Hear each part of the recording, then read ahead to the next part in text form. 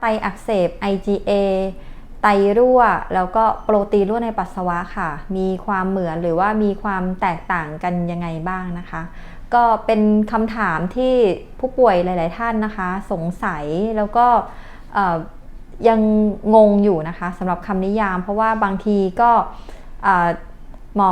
เข้าใจว่าท่านนี้อาจจะเป็นโรคที่เรียกว่าไตอักเสบ IgA นะคะแล้วก็ไปโรงพยาบาลค่ะบางทีคุณหมอก็อาจจะเรียกว่า IgA บางทีคุณหมอก็อาจจะเรียกว่าไตรั่วหรือว่าบางทีคุณหมอก็อาจจะเรียกว่ามีโปรตีนรั่วในปัสสาวะนะคะก็เลยงงว่าแล้ว3อย่างนี้เหมือนกันหรือเปล่านะคะก็ขอเล่ารายละเอียดแบบนี้นะคะโดยเวลาผู้ป่วยเป็นโรคไตอะค่ะก็มักจะมีความผิดปกติกันได้หลากหลายแบบนะคะโดยกลุ่มที่เป็นไตอักเสบหรือว่าไตรั่วนะคะในกลุ่มนี้ค่ะคนไข้จะมีความผิดปกติของปัสสาวะนะคะหมอยกตัวอย่างว่าสมมุติว่าเราได้ผลการตรวจปัสสาวะมานะคะก็จะเจอว่ากลุ่มหนึ่งนะคะก็จะเป็นกลุ่มที่ผู้ป่วยเจอว่ามีโปรตีนในปัสสาวะนะคะไม่ว่าจะเป็นเจอโปรตีนในปัสสาวะในลักษณะใดๆก็ตามนะคะเช่นอาจจะเขียนว่าโปรตีนปริมาณรั่วเท่านี้กรัมนะคะหรือว่าอาจจะเขียนว่าโปรตีน1 บวกโปรตีน2 บวกนะคะอันนี้ก็คือในกลุ่มที่คนไข้มีโปรตีนรั่วในปัสสาวะนะคะอีกกลุ่มหนึ่งก็คือกลุ่มที่เจอมีเม็ดเลือดแดงออกมาในปัสสาวะนะคะมักจะหมายถึงการที่เจอเม็ดเลือดแดงมากกว่าหรือเท่ากับ3 ตัวในปัสสาวะกลุ่มนี้ค่ะบางทีคุณหมอก็จะเรียกว่าไตอักเสบนะคะ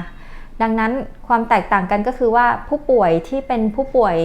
ไตอักเสบ IgA ค่ะในชื่อที่แปลมาเป็นภาษาไทยเนี่ยค่ะเรามักจะเรียกว่าไตอักเสบ IgA แต่ในความจริงแล้วค่ะผู้ป่วย IgA เนี่ยค่ะสามารถที่จะมีความผิดปกติได้หลากหลายแบบนะคะอย่างเช่นว่าถ้าเกิดท่านมาโรงพยาบาลนะคะอาจจะมาตรวจเช็คสุขภาพร่างกายทั่วไปนะคะแข็งแรงสบายดีไม่เคยมีปัญหาอะไรมาก่อนเลยปรากฏว่าณวันที่ตรวจเนี่ยค่ะก็ยังแข็งแรงสบายดีแล้วก็ตรวจปัสสาวะมานะคะเจอว่ามีเม็ดเลือดแดงในปัสสาวะแต่ว่าโปรตีนในปัสสาวะเนี่ยค่ะไม่มีเลยอย่างเงี้ยคุณหมออาจจะเรียกว่าไตอักเสบ IgA ก็ได้นะคะหมายถึงว่าในทั่วไปนะคะสำหรับในกรณีแบบนี้นะคะคุณหมอก็อาจจะเรียกว่าเป็นไตอักเสบก็ได้นะคะเพราะว่าท่านมีเรื่องของเม็ดเลือดแดงออกในปัสสาวะค่ะอย่างไรก็ตามสาเหตุของการมีเม็ดเลือดแดงออกในปัสสาวะค่ะยังมีอีกหลากหลายสาเหตุนะคะถ้าคุณหมอดูแล้วไม่ได้เจอสาเหตุอื่นที่ทำให้เม็ดเลือดแดงออกก็อาจจะคิดว่าท่านอาจจะมีความผิดปกติเกี่ยวกับไตเป็นไตอักเสบนะคะแต่ถ้าคุณหมอใช้คำว่าไตอักเสบ IgA เนี่ยการที่มีผลชิ้นเนื้อยืนยันแล้วนะคะตัดชิ้นเนื้อไตไปส่งแล้วก็ผลการอ่านชิ้นเนื้อไตนั้นอ่านว่าเป็นไต IgA นะคะแต่ว่าผู้ป่วยไต IgA ค่ะไม่ได้มาด้วย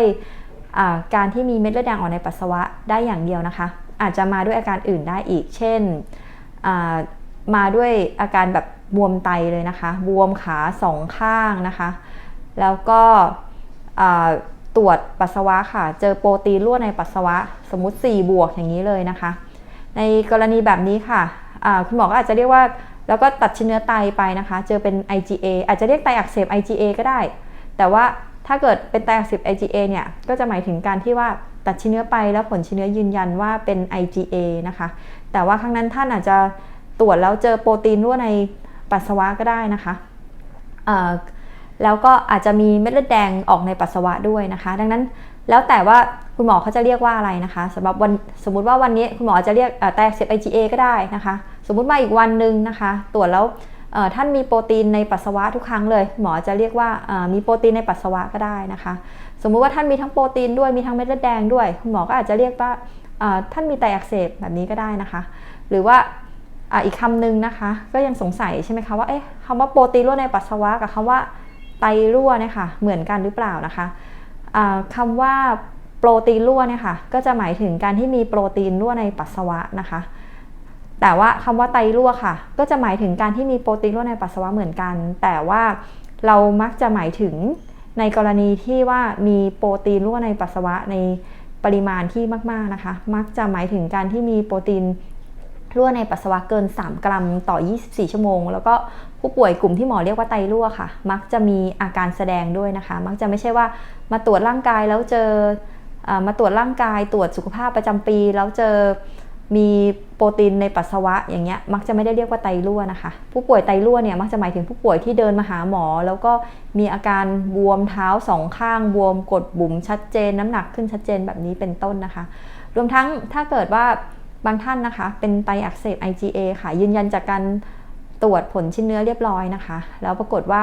รักษาไปนะคะอาจจะไม่ได้มีอาการแอคทีฟของโรคมากนักค่ะแล้วก็รักษาไปรักษามาสมมุตินะคะว่าถ้าเกิดว่าค่าการทำงานของไตของท่านเริ่มแย่ลงเริ่มเสื่อมลงเรื่อยๆค่ะบางทีบางรอบนะคะมาโรงพยาบาลคุณหมออาจจะเปลี่ยนชื่อเรียกก็ได้นะคะว่าเป็นไตเรื้อรังแบบนี้เป็นต้นนะคะอาจจะไม่ได้เรียกว่าเป็นไตรั่วอาจจะไม่ได้เรียกว่าเป็นไตอักเสบแต่ถามว่าตอนนั้นเป็นไหมก็คือขึ้นกับผลปัสสาวะที่ตรวจได้นะคะแล้วก็บางช่วงของโรคไต IgA เนี่ยค่ะบางครั้งอาจจะมีเม็ดเลือดแดงบางครั้งก็ไม่มีก็ได้นะคะบางครั้งโปรตีนรั่วมากๆนะคะช่วงแรกหมออาจจะเรียกว่าเป็นไตรั่วนะคะเกิดรักษาไปรักษามาดีขึ้นแล้วนะคะโปรตีนในปัสสาวะน้อยลงแล้วรอบนี้อาจจะคุณหมอจะไม่ได้เรียกไตรั่วก็ได้นะคะอาจจะเรียกเป็นมีโปรตีนในปัสสาวะแบบนี้ก็ได้นะคะดังนั้นในคำศัพท์ที่คุณหมอเรียกเนี่ยค่ะอาจจะเปลี่ยนไปเปลี่ยนมาแต่ก็คืออาจจะเป็นผู้ป่วยท่านเดิมนะคะอันนี้ก็จะเป็นความหมายเป็นรายละเอียดที่หมอก็มาเล่าให้ฟังนะคะเพราะว่าจะมีการสับสนจะมีการงงเยอะพอสมควรนะคะอีกคำหนึ่งก็คือคำว่าไตอักเสบกับกรวยไตอักเสบนะคะอันนี้จะมีความหมายที่คำพูดใกล้กันมากเลยแต่ความหมายแตกต่างกันค่อนข้างจะมากนะคะอันนี้หมอเคยทำวิดีโอเล่าไปแล้วอาจจะไปดูเพิ่มเติมได้นะคะเบื้องต้นก็คือคำว่าไตอักเสบมักจะหมายถึงในกลุ่มอาการที่เป็นโรคไตนะคะกรวยไตอักเสบมักจะเป็นอยู่ในกลุ่มของการติดเชื้อนะคะวันนี้หมอจบวิดีโอไว้แต่เพียงเท่านี้นะคะเรียนดูเรื่องไตกับหมอไตให้คำตอบโดยแพทย์หญิงกัญญมลสวัสดีค่ะ